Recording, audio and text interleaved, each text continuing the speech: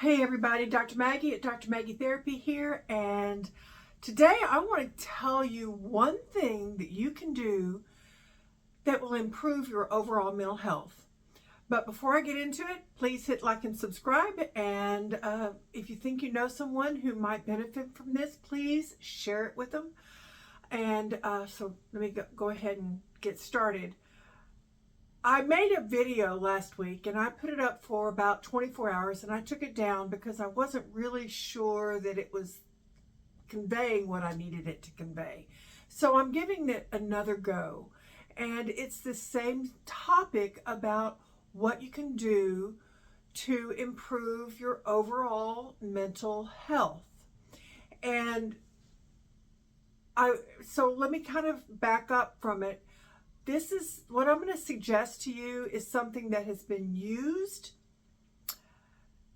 for hundreds, if not thousands of years. I think it was used in ancient Greece.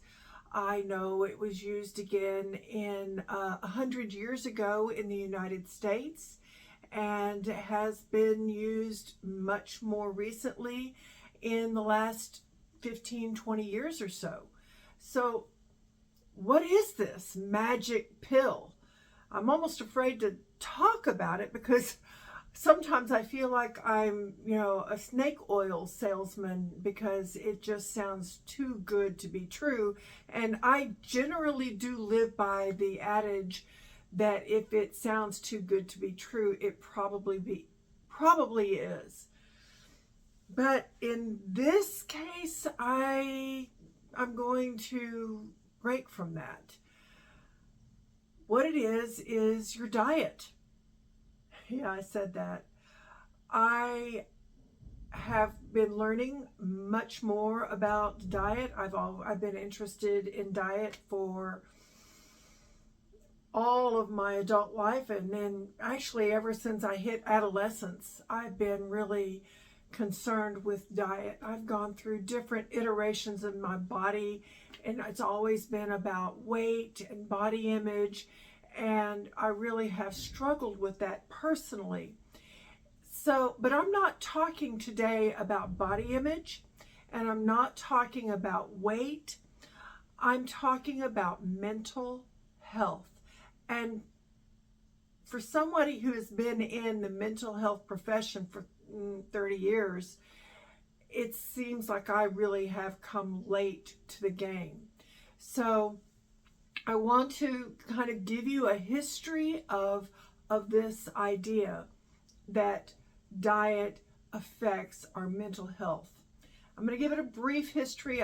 This is not going to be exhaustive. I'll include some links below so that you can do your own reading or look at other YouTube videos on this topic. But I really wanted to at least plant the seed so that you can get an idea about something that you can do that costs no more than what you're already paying at the grocery store and will have little or no risk at all, but has the potential for a huge payoff. What is this magic pill? What is this snake oil? I'm not selling anything. It's the ketogenic diet. Ketogenic diet is simply a very low carbohydrate diet that generally on a ketogenic diet, you're going to be getting less than 20 grams of carbohydrates per day. There are very strict ketogenic diets that go into the carnivore diet, which is where you eat nothing but meat or meat byproducts. And then there's the strictest one that I've heard of is the lion diet, where you eat only ruminant meat like beef, goat, sheep, venison, anything that has that ruminates, and salt and water. That's really, really strict. But that's just basically what a ketogenic diet looks like. A ketogenic diet can include dark leafy green vegetables. It can include very ultra low sugar fruits like berries.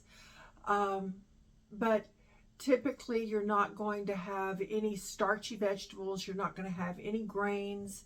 You are going to certainly stay away from all sugars, and sugar is hidden in just about anything that comes in a box or a can or a plastic bag. Sorry about that. It's just the truth. And of course, we want to look at how that's going to affect. Why would that make such a difference in your mental health? And again, I'm going to include links below that will help you, flesh that out some more to get a better picture of that, because this is something that is still relatively new to me. I've only come into this in the last, couple of years. But let me kind of give you a little bit of history about the ketogenic diet used to treat mental or brain health.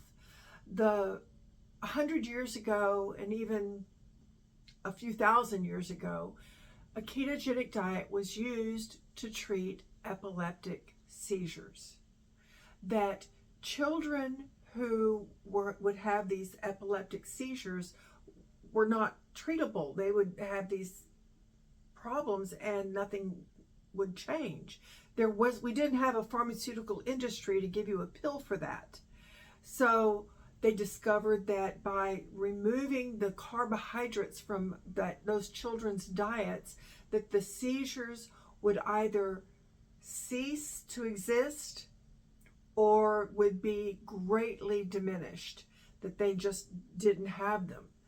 And that was a huge breakthrough.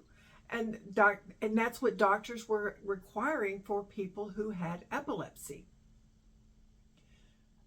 So what happens then is pharmaceutical industry comes along and creates medication to stop these seizures. There are side effects to the medication, but it's a lot easier to take a pill than to stop eating bread and potatoes and corn and rice and all of the other grains, and then the sugars that go along with those.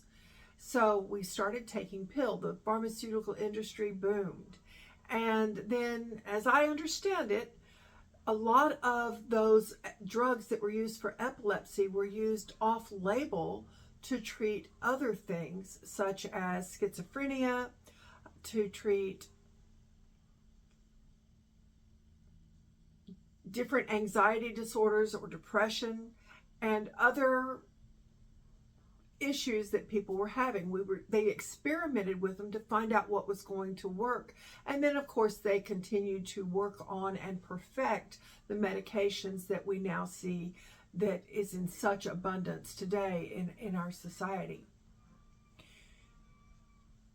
But as much as the pharmaceutical industry has profited from these medications, it still hasn't reduced the suicide rate, which in fact has continued to go up.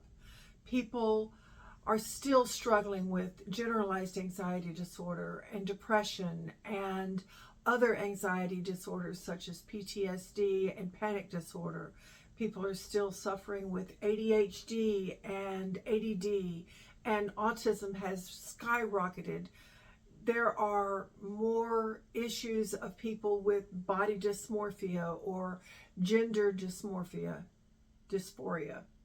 Oh God, I gotta go back and fix that, don't I? Anyway, but we are struggling with those issues, and so we haven't really come very far along this way, except to make sure that everyone is taking some kind of medication. And so I stumbled across this. In my work, I learn a lot sometimes from my clients. And I was told about a book called Toxic Psychiatry, which was published in 1993. And it was about that same time that we were closing down the mental institutions, the psychiatric hospitals. We were really focusing on, it was looking at this use of drugs and the pharmaceutical industry and how ineffective it was. And it was suggesting then that we look at other interventions, not just diet, but doing the more compassionate therapeutic interventions where you have the talk counseling, psychotherapy, where you have marriage and family therapists, or you have clinical social workers, so that people are talking and helping their clients work through their issues without or with the addition of medication. Again, it's been moderately successful. We find that no one intervention is 100% spot on. In fact, most interventions for mental health have between a 40 and 50% success rate, which is pretty dismal in my opinion. So how does the ketogenic diet fit in? Dr. Chris Palmer, some years ago, I can't remember the date of his book, but it's linked below, wrote a book called Brain Energy, and he goes into great detail explaining the biochemistry of our brain and how our diet affects our brain health. And he started using a ketogenic diet as an intervention with patients who were drug resistant. They did not see any benefit from taking all of the different pharmaceutical psychotropic drugs that are out there. So he was using this ketogenic diet to see if that would help them. And many of them found, in fact, most of them found some relief.